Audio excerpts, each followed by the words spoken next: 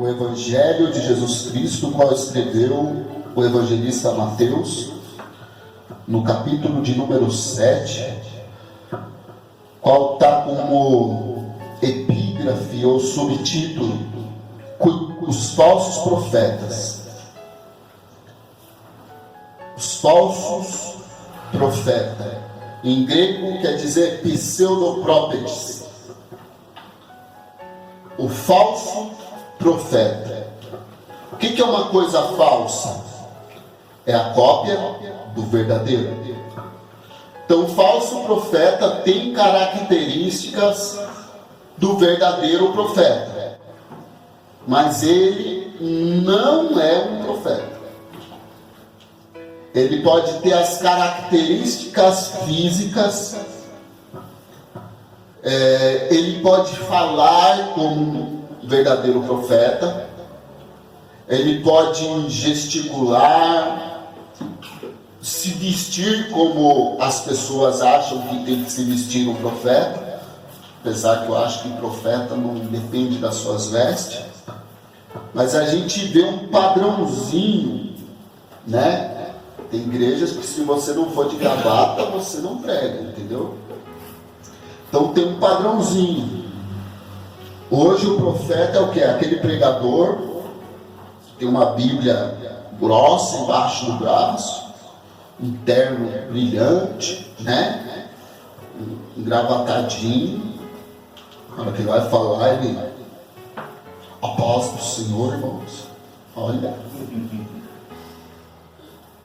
estamos aqui nesses conclaves reunidos para desfrutarmos da delícia da palavra de Deus. Porque a palavra de Deus é como perfume derramado que, quando nós exalamos, transforma nossos corações. Daqui já é eu falando, tá? Mas ele fala sedoso, dá vontade de beijar ele, de tão bonito que ele fala. Se fosse uma mulher, dá vontade de casar com ele. O profeta, ele fala o falso profeta, ele fala de um jeito que ele persuade as pessoas. As pessoas gostam de ouvir ele. Ele fala coisas bonitas. Mas o verdadeiro profeta, ele não tem compromisso com homens. Ele tem compromisso com Deus. Vamos pegar alguns profetas do Antigo Testamento? Elias.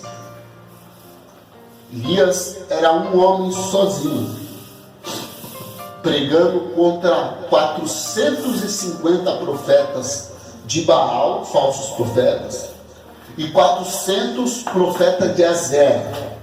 Baal era o deus da fertilidade e Azera o deus da fertilidade. Baal era um deus e Azera era a mulher de Baal. Quando os dois se uniam, tinha prosperidade e fertilidade. Baal era o deus da chuva e Azera o deus da fertilidade, da mulher ter filhos. Porque antigamente, a tribo, quanto maior, mais poderosa ela era. Então a fertilidade era importante. A mulher ser fértil, a mulher ter bastante filhos, era muito importante naquela época. E Baal era o deus da chuva, que mandava chuva para a plantação. E daí chega um homem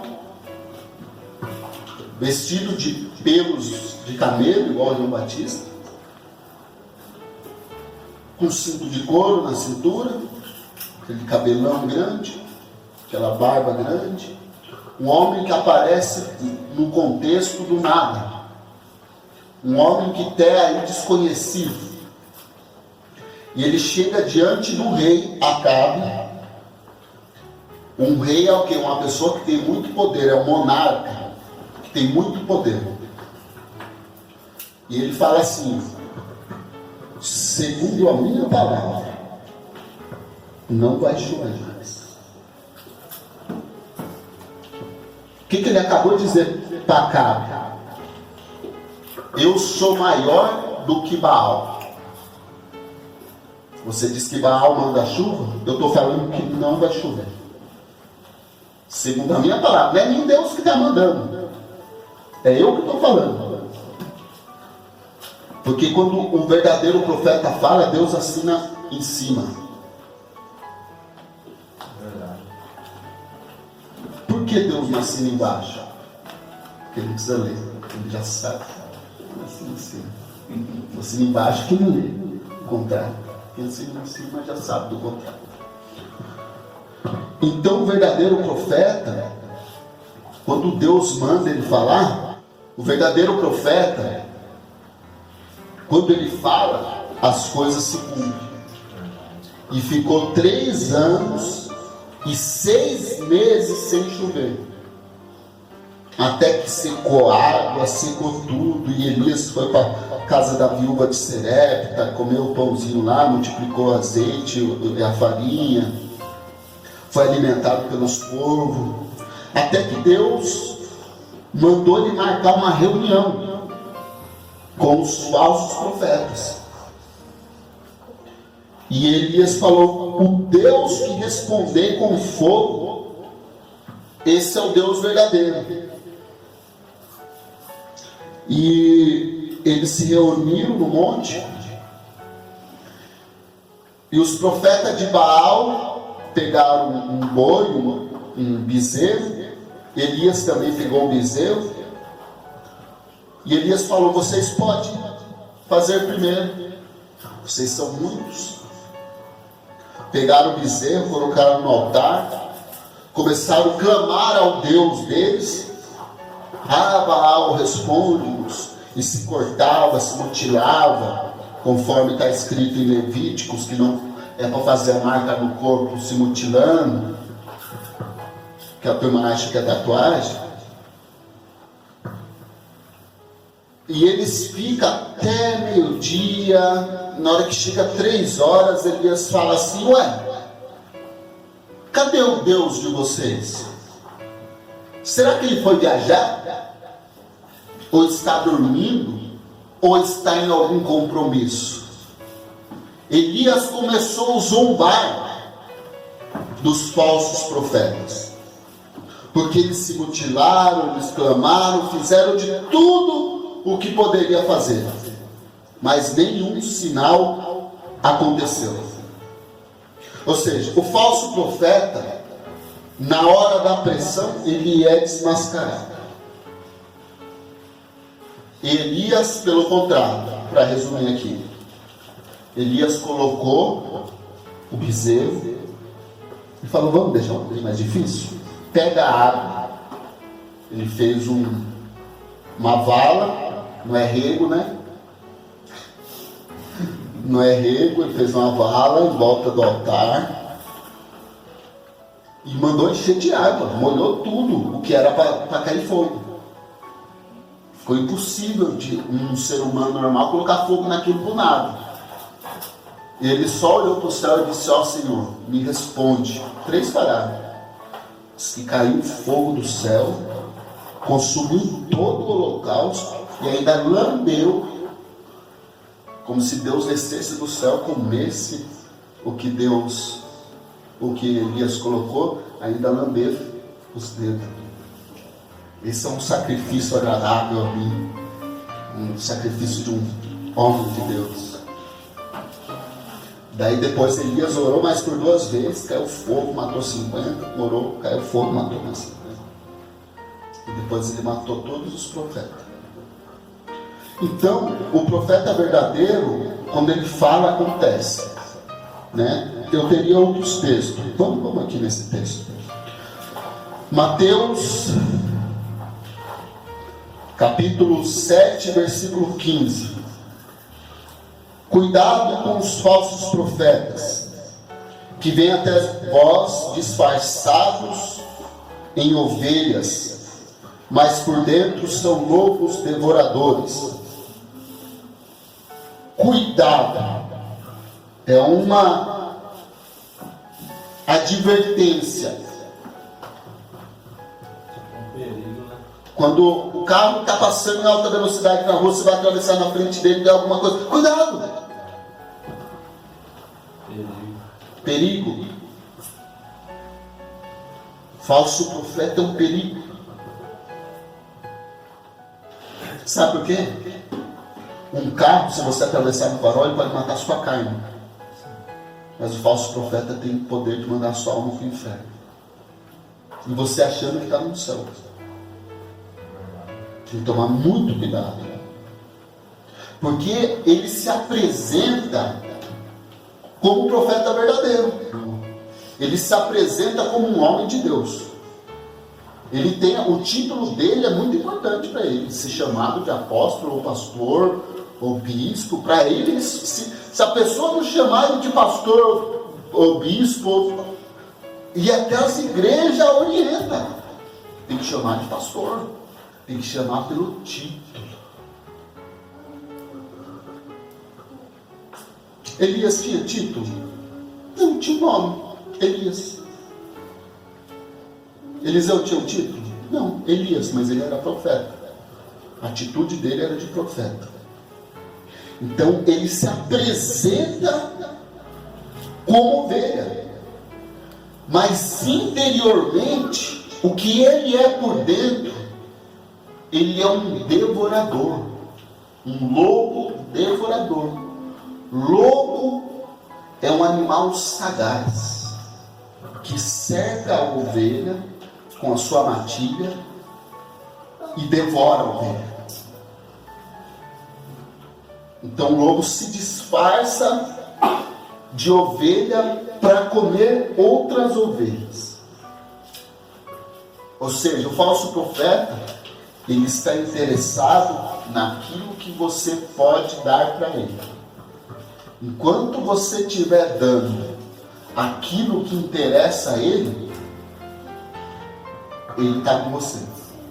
Na hora que você, o dízimo, oferta, não, até o que você faz dentro da igreja. Você pode abrir a igreja para ele, daí pode chegar mais tarde na igreja.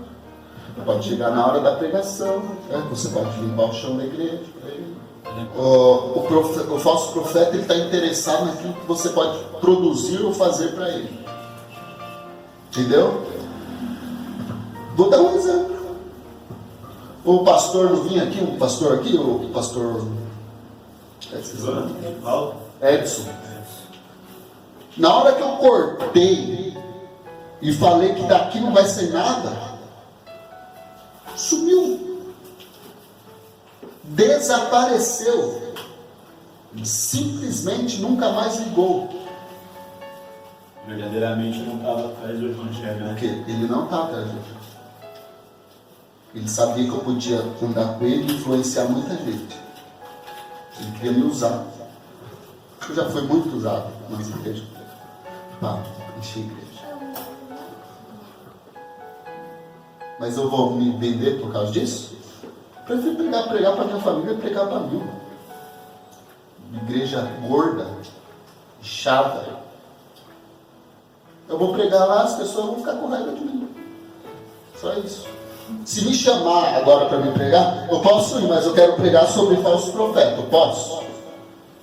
Bom, mas o que você vai pregar? Ou seja, campanhas. Você tem que pregar o que está na campanha. Você sabia? Sim. Você tem que pregar em cima do tema da campanha. Mas Deus me deu essa mensagem. Não, mas tem que pregar. Pelos seus frutos conhecereis. Colhem uva de espinheiro ou figo dos abrolhos? Do mesmo modo, toda árvore boa produz bons frutos. Toda árvore má produz frutos maus. Não pode a árvore boa produzir maus frutos, e nem a árvore má produz frutos bons. Toda árvore que não dá fruto é cortada e lançada no fogo. Ou seja, fruto é o que a pessoa produz. Eu pergunto para você, qual é o fruto que você está produzindo? A Bíblia diz que o crente produz um fruto só, que é o fruto do... Nós estudamos aqui já, fruto do Espírito Santo. que é um fruto com 9 gomos: paz, longanimidade, benignidade, bondade, mansidão. Em nome de Deus, homens que você tinha como espelho para a sua vida, agora deixaram de pregar o verdadeiro evangelho para pregar teologia da prosperidade. O dinheiro vai para a cabeça e o cara só fala de dinheiro. O cara só aparece na televisão para se defender da acusação. Se não der, vai se defender para quê? Se eu não devo nada, Jesus perguntava para Jesus: você não vai se defender? Jesus ficou quieto. Eu não vou me defender, eu não fiz nada de errado. E esse era o verdadeiro pastor e não se denominava pastor, né? Jesus. O pastor e bispo da nossa alma nos intitulava pastor. Ele disse: eu não vim para ser servido, mas vim para servir e dar a vida por todos. Olha que exemplo. Por isso que a Bíblia fala que haja em vós o mesmo sentimento que houve em Cristo. Sendo Deus, não quis por usurpação ser igual a Deus, mas a si mesmo se aniquilou, tomando forma de homem. E se humilhou, descendo até a terra e morrendo na morte de cruz. Que haja em nós esse mesmo sentimento de humildade, saber que nós não somos nada e que Deus é tudo em nossa vida. Eu sou um cordeiro, que se Jesus não estiver dentro de mim, eu sou lobo. Muitos me dirão naquele dia: Senhor, Senhor, não profetizamos nós no teu nome? Em teu nome não expulsamos demônios? Em teu nome não fizemos muitos milagres? Então lhes direi claramente: nunca vos conheci. Afastai-vos de mim, vós que praticais o mal. Você viu a justificativa do falso profeta? Senhor, no teu nome eu expulsei demônios, curei, fiz maravilhas. As pessoas acham que ser profeta é aquele que faz milagres, sinais. Eu ter uma cura, o que adianta eu ter uma prosperidade terrena? O que adianta eu ter uma vida sentimental abençoada e não ter a vida eterna? O que é mais importante para mim? O que é prioridade na minha vida? Eu vou falar uma palavra que eu vou falar só uma vez, tá?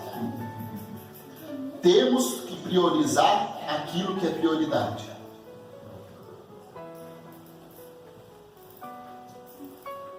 Temos que priorizar aquilo que é prioridade. Jesus disse: o que é prioridade? Buscai primeiramente o reino de Deus e sua justiça, e as demais coisas. Bom, o casamento abençoado, Deus vai acrescentar. Um bom emprego, Deus vai abençoar. A saúde, Deus vai te dar. Se eu priorizar o que é prioridade. O que Jesus deixou bem claro que é prioridade? Buscar o reino.